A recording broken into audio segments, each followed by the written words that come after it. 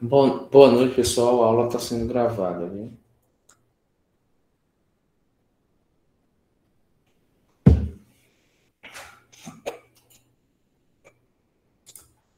Bom, a gente vai ver rapidinho uma parte aqui, que é a classificação dos materiais magnéticos. A gente tem três tipos de materiais, que são os diamagnéticos, os paramagnéticos e os ferromagnéticos, né? Essa classificação é conforme a permeabilidade magnética. Então, a gente tem os diamagnéticos, são aqueles que apresentam uma permeabilidade relativa inferior a 1. Ou seja, como a permeabilidade relativa é a permeabilidade do material dividida pela permeabilidade do vácuo, quando você tem uma permeabilidade inferior a 1, significa um material que apresenta uma permeabilidade inferior à do vácuo, né? Ou seja, uma permeabilidade bem ruim. Esse tipo de material ele apresenta a propriedade de alinhar os dipolos magnéticos em sentido contrário ao campo aplicado. Ou seja, esse é um tipo de material que, além de não contribuir para a formação do campo magnético, ele, ele se opõe, digamos assim. O pouco de elétrons e átomos, perdão, o pouco de átomos que tem campo magnético, eles ficam contrário ao sentido do campo que é aplicado ao material. Isso se dá devido a se dá devido à lei à força magnética. Eu não vou explicar muito, a gente vai ver isso depois. E é um pouquinho complicado para entender, e o objetivo desse conteúdo é ser rápido, certo? Para a gente ver o outro.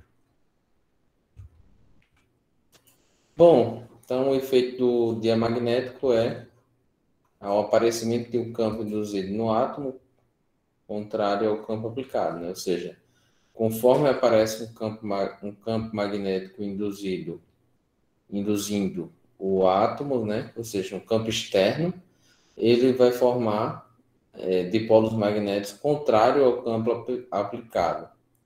Então, o que é que acontece? Você tem esse material, ele está submetido a um campo magnético, o campo vai desviar, não vai passar por ele.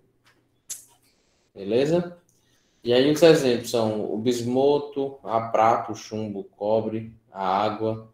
Todos são materiais que têm a permeabilidade relativa inferior a 1, certo? Outro tipo de material são os paramagnéticos. Então, os materiais paramagnéticos, eles apresentam uma determinada permeabilidade magnética que é pouco maior do que 1, né? E, quando submetido a um campo magnético, eles apresentam alguns dipolos magnéticos. Não chegam a apresentar domínios magnéticos, né? Como é o caso do ferromagnético. Então, esse efeito conforme vai surgindo um campo magnético maior no interior do material, em função das orientações do dipolo magnético. Ou seja, você submete o material a um campo magnético e ele vai alinhar os domínios magnéticos a esse campo. E vai surgir um campo maior, né? Como é mostrado aqui. Ó. Você tem um material, um campo aplicado e ele junta e passa por dentro. Ó. Só que não tem grande contribuição, né? Ele tem o valor da permeabilidade magnética, permeabilidade relativa, ligeiramente maior do que 1. Então, o A, 1,000004, alumínio, 1,00002, paládio, 1,0008. Então, é aquela coisa, é muito próximo à permeabilidade do vácuo. E por fim, são os materiais ferromagnéticos que são os únicos que apresentam domínios magnéticos, né? Como a gente já estudou, enfim, esse aqui a gente já estudou, certo? Existem três, né? Ferro, níquel e cobalto. Beleza. Agora a gente vai dar uma olhada no material ferromagnético quando submetido a um campo magnético variável. Bom, este material, quando ele está submetido a um campo magnético variável, assim, ó, Ele está aqui com os domínios magnéticos todos desalinhados. Certo? Então, a curva aqui, tudo desalinhado. Aí ele é submetido a um campo magnético. Né? Um campo magnético produzido por uma bobina. Isso vai alinhar todos os domínios magnéticos dele. Né? Então, ó, alinha todos os domínios. E uma vez que os domínios estão alinhados, ele se comporta como um ímã, produzindo mais campo magnético. Né? Mas o caso aqui é que quando ele está alinhado, a gente diz que está havendo no material uma saturação magnética, porque não tem mais domínios para se alinhar, né? Então, quando não há mais um aumento significativo no valor da indução, por mais que a gente aumente o campo magnético, a gente tem um material que está saturado magneticamente. Então, isso acontece porque todos os domínios magnéticos já estão alinhados com o campo magnético, né? Todos ou quase todos, né? Aí, se a gente for traçar uma curva de magnetização dos materiais, seriam assim, ó. A aplicação do campo magnético, né, ampere por metro, e a indução. Então, você vê que ele, independente do tipo de material, ela sobe e chega a um patamar aqui que não sobe mais, né? Continua subindo, mas bem pouquinho. Então, esse é o ponto de saturação.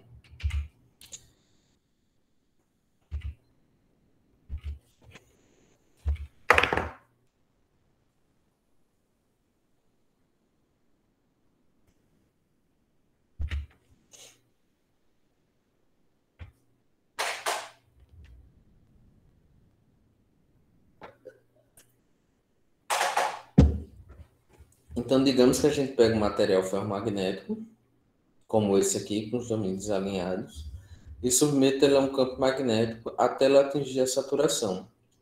A curva vai ser essa, né? Ó, até a saturação. Aí, digamos que esse material. Só um minuto, gente. Pode falar aí, Carlos. No caso, isso aqui que você está explicando é o que ocorre com os ímãs, né? Que ele está desorganizado e recebe. Carlos? Só um minuto, Carlos. Desculpa. Repete, por favor. Repete, Carlos, por favor. Tava O que o assim. senhor está explicando basicamente é o que ocorre com os ímãs, né, professor?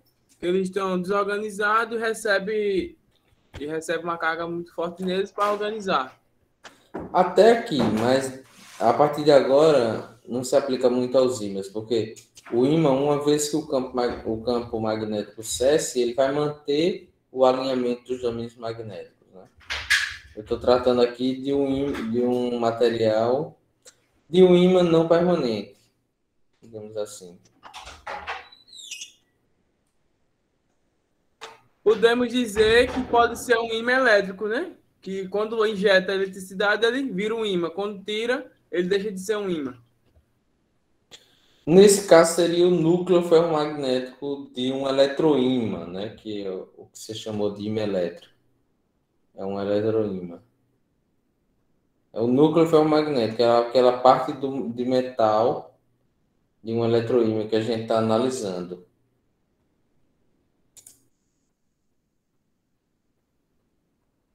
Esse material, Alisson, poderia ser um pedaço de ferro, poderia ser uma liga de ferro, como um aço carbono, ou um aço silício. Enfim, poderia ser qualquer material ferromagnético. Qualquer material ferromagnético. Pode ser até um material de um ímã, como uma ferrita, um neodímio. Pode ser também.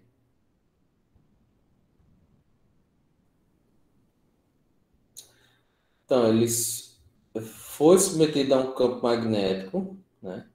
Seja produzido, por exemplo, pode ser produzido pelas bobinas que enrolam ele, né? Ele é o núcleo de um eletroímã. Ele está submetido a um campo magnético, vai ter atingir até a saturação, né? Isso vai aumentar a indução. Aí o que é que acontece com o material? Imagine que a gente colocou esse campo e depois cessou o campo magnético. Então, ele vai aumentar, né? Ó, ele vai sofrer a indução aqui, ó. E vai até alinhar os domínios magnéticos, mas depois ele não vai retornar ao estado natural dele, ó, tá vendo? Ou seja, ele continua tendo um campo magnético aqui, tá vendo? Vê essa daqui, essa seta como estava para trás, ó, ela não volta, né? Então, embora não tenha mais campo magnético aqui aplicado, ele continua com parte dos domínios parcialmente alinhados. Então, o que acontece é isso aqui, ó. Quando ele sofre indução, ele vai até o ponto de magnetização e aí o campo magnético vai cessando, vai diminuindo até chegar a zero.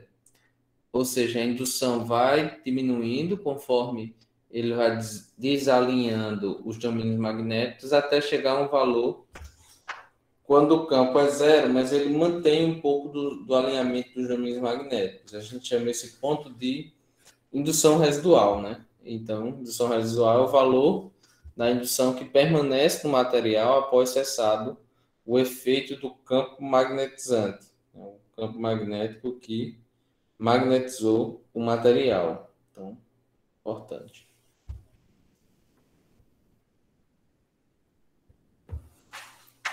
Então, indução residual. Diga aí, Alisson. Professor, então para me entender melhor, isso no caso, vou dar um exemplo.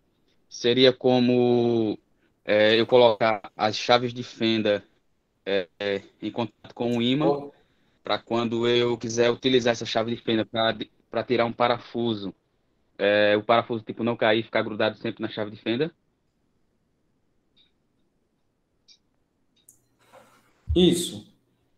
Até aqui sim, mas a gente vai avançar um pouco mais, certo? Até aí sim, Certo. poderia ser. Você tem uma chave de fenda de uma qualidade do metal bom, você encosta ele no ímã, ela vai magnetizar. E aí quando você afasta o ímã, ela continua magnetizando, só que menos. Só que aqui é um núcleo ferromagnético, então o campo agora ele vai ser no sentido contrário, né? Porque é assim que se comporta a corrente alternada, enfim, fica mudando o sentido da corrente. Então, quando o campo fica contrário, ele vai aumentar o valor, só que agora está no lado positivo, agora está do lado negativo. Aí o campo vai aumentar de valor até que a indução chegue a zero. Essa quantidade de campo que a gente coloca para que a indução chegue a zero, a gente chama de campo coercitivo, né? Que é esse valor de campo necessário para eliminar a indução residual, certo? Certo, entendi.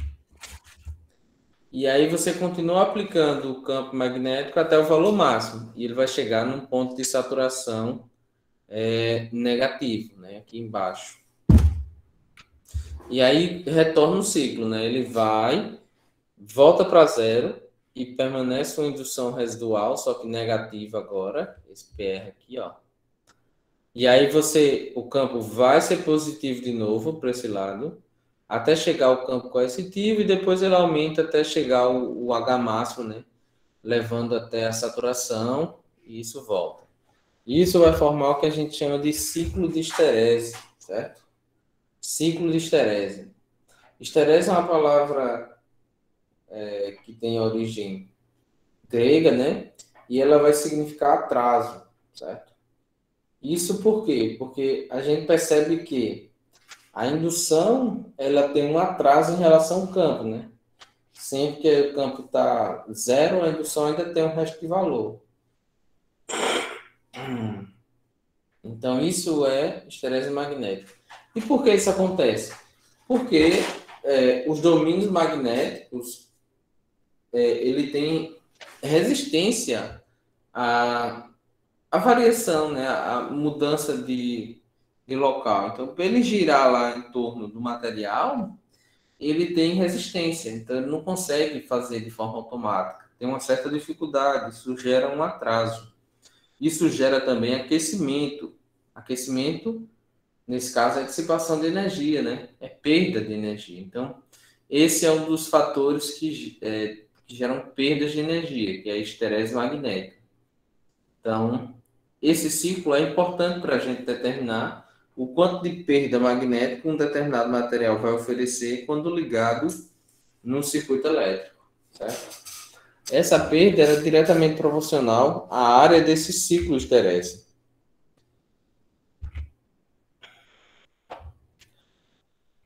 E aí a gente tem dois tipos de materiais aqui.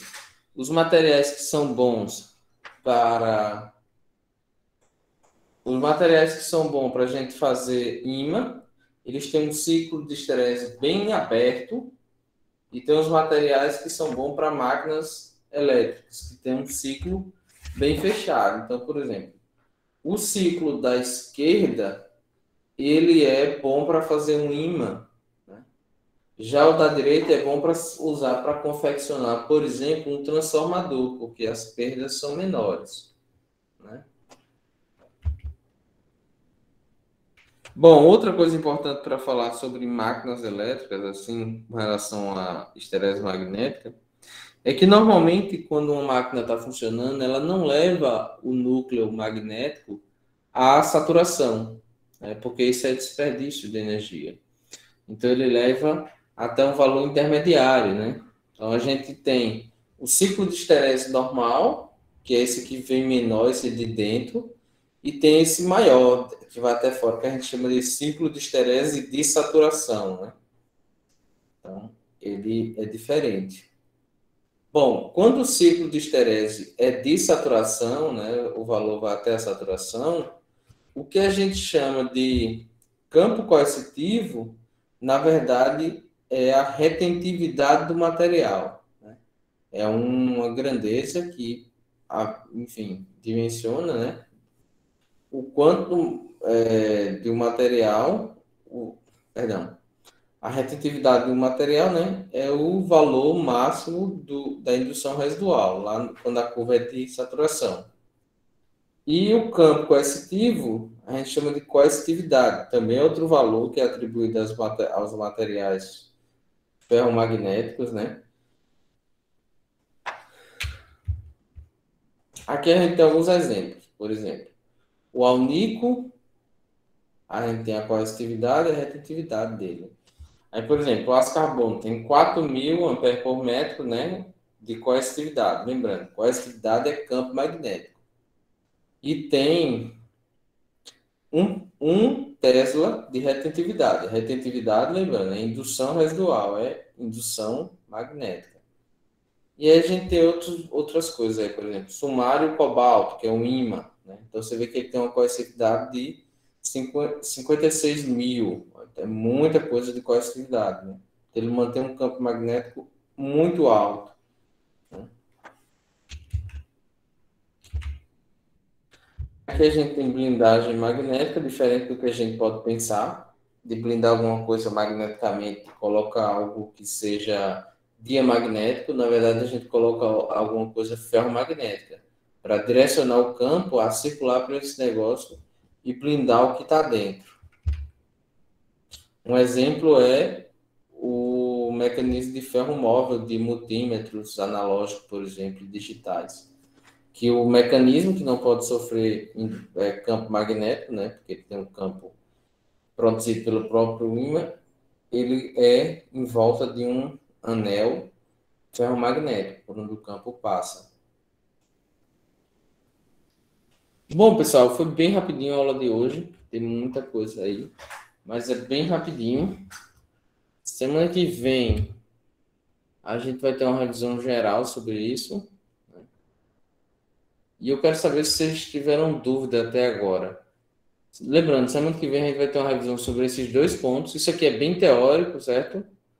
Eu posso mandar mais vídeos sobre isso. Mas, assim, não tem muita coisa não para inventar. E sobre o conteúdo anterior. Então, a revisão vai ser sobre esses três conteúdos. E aí vai ter um questionário semana que vem, que vai ser o prazo, acho que depois da revisão. Então, eu vou deixar uns 2 dias após a revisão para que vocês respondam após a revisão. Diga aí, Carlos. Um motor de indução, ele tem essa blindagem, professor? Não, ele não. O motor de indução ele já precisa desse campo magnético, então ele não tem essa blindagem, não. Ele tem um material ferromagnético por onde circula o fluxo magnético, mas ele tem mais como um caminho para o fluxo circular para otimizar, né, a indução, mas não como forma de blindagem. Entendi. É tipo uma forma como um caminho, né? Para circular o campo magnético. É, quem tem por exemplo, ferro móvel. Outra coisa que tem blindagem magnética é alguns cofres, né? Tem uma certa blindagem magnética, uns cofres mais diferentes e tal. Tem essa blindagem magnética. Máquina de solda, professor? Não, máquina de solda não tanto. Uma outra coisa que tem blindagem é aquelas máquinas de tomografia, ela tem uma blindagem magnética e enfim, tem pulso magnético que circula dentro do tubo lá, né? Que a pessoa vai fazer a ressonância lá. Enfim, acho que eu não estou pensando, não estou conseguindo lembrar de mais algum exemplo de blindagem. O que é muito comum para mim é esse ferro móvel, porque ele é muito comum. Então, pense em qualquer coisa que tenha agulha e tenha corrente elétrica circulando, tensão, enfim. Por exemplo, não é a mesma coisa, mas medidor de energia é semelhante, né?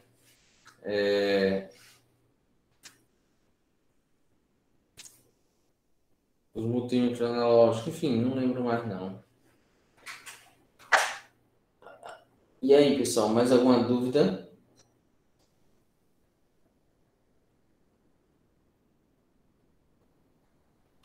Não. Tá de boa.